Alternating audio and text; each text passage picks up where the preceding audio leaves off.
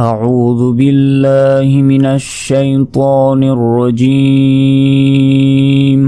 بسم الله الرحمن الرحيم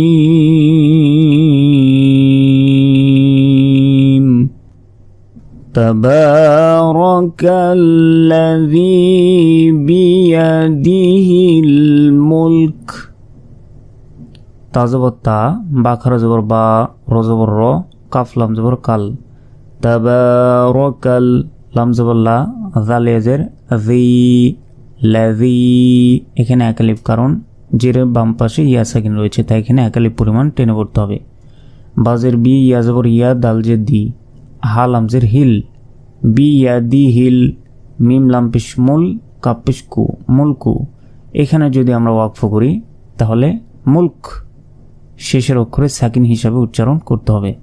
মুলক তাবারাকাল্লাযী বিয়াদিহিল মুলক ওয়াও জবর ওয়া হা পেশ হু ওয়াও জবর ওয়া ওয়া হুয়া আইন জবর আ লাম খারা জবর লা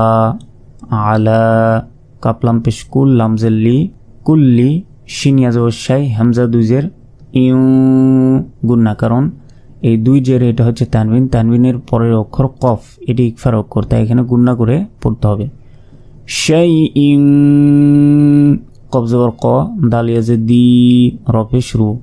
কদিরু ওয়াকফ করলে এখানে তিন আলিফ পরিমাণ টেনে পড়তে হবে কদির ওয়াহুয়া আলা কুল্লি শাইইন কদির